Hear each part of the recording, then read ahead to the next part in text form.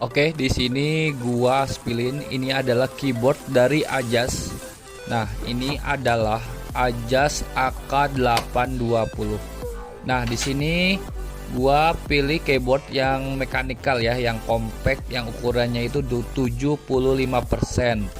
Nah, fitur-fiturnya Ajas AK80 ini keren banget ya. Jadi di sini gua pakai yang tipenya yang wired, jadi gua pakai yang kabel.